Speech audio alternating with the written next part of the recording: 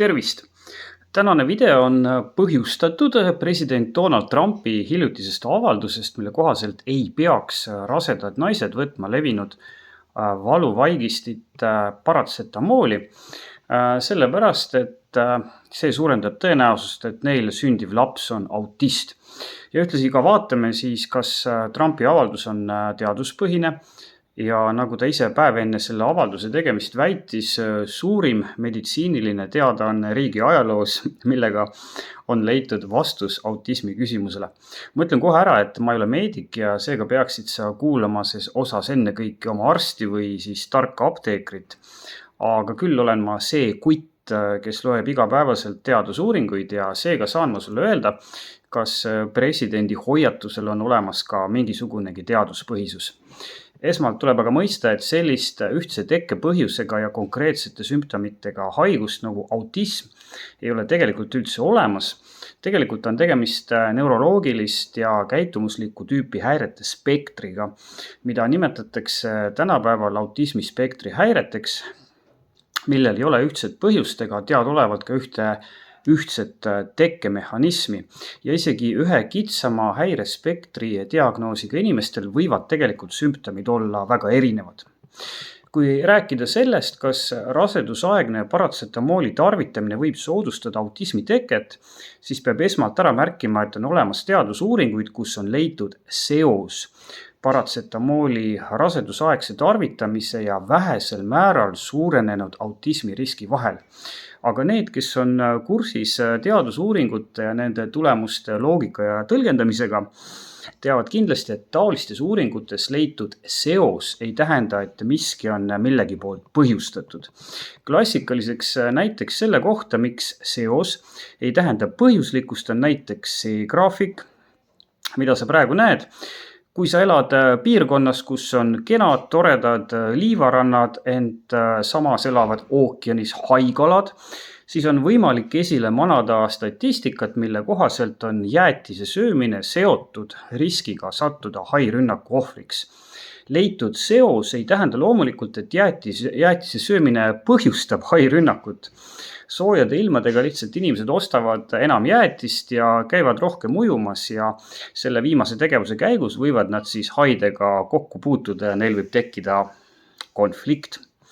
Teadusuuringud, milles on tuvastatud rasedusaegse paratsetamooli tarvitamise seos lapse autismi riskiga, näitavad samamoodi seost, mis võib olla põhjuslik, aga võib ka olla mitte.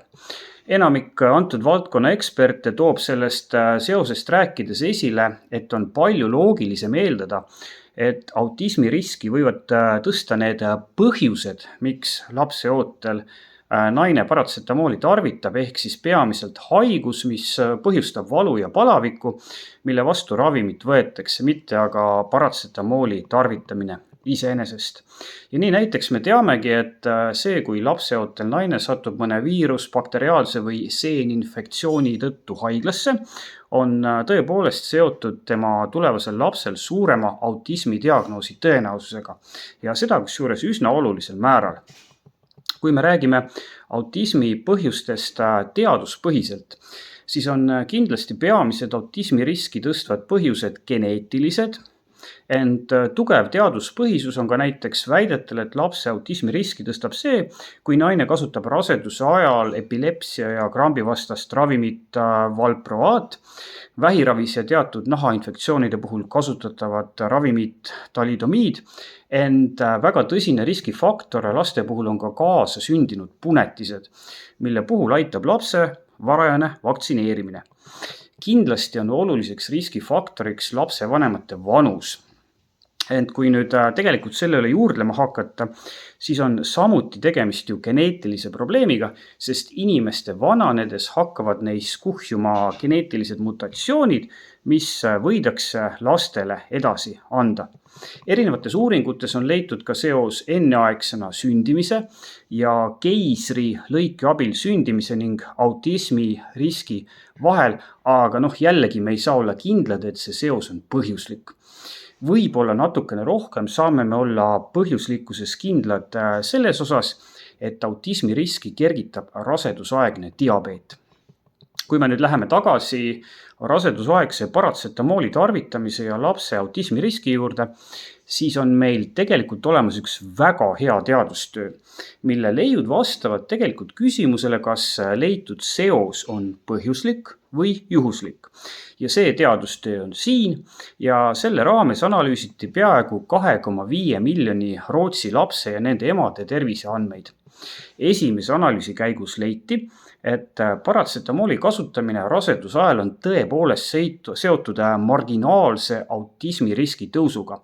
Aga seejärel tegid teadlased midagi hullult nutikat. Nimelt koostasid nad õdede-vendade valimi ehk siis võrdlesid rasedusaegse paratsetamooli kasutamise mõju ainult neil lastel, kellel olid samad bioloogilised vanemad. Ehk siis nad lülitasid niimoodi välja kõik võimalikud autismi riski mõjutavad tegurid, mida me ei oska või ei suuda laiema valimi puhul kontrollida. Samade bioloogiliste vanematega õdede-vendade valimi puhul selgus, et rasedusaegne paratsetamooli tarvitamine ei tõsta autismi riski ja tegelikult isegi imetillukese protsendipunkti võrra vähendab seda. Kusjuures riski ei mõjutanud ka see, kui suures koguses paratsetamooli raseduse ajal tarvitati. Seda leidu tõlgendades on minu arvates ainsaks võimaluseks nentida, et lõpuks taandub ikka kõik suurimal määral geneetikale, mida tõdevad natukene ettevaatlikul moel ka uuringu autorid. Ja kokkuvõtteks jällegi, ma ei ole arst, kes saab sulle öelda, kas ja millal ja millist ravimit sa peaksid võtma. Aga ma soovitan ravimi infot küsida inimestelt, kes on selle teemaga sisuliselt kursis ja lähtuvad teaduspõhisest infost. Mitte juhinduda sellise inimese arvamusest, kelle info pärineb tõenäoliselt peamiselt enese peast kostuvatest häältest. Ja veel üks väga oluline asi. Üks väga hea viis vähendada riski, et su tulevasel lapsel diagnoositakse tulevikus autism, on olla raseduse ajal füüsiliselt aktiivne ehk siis teha regulaarselt sporti. Ja see alandab antud riski kohe kindlasti ja väga olulisel määral. Jõusaalis näeme!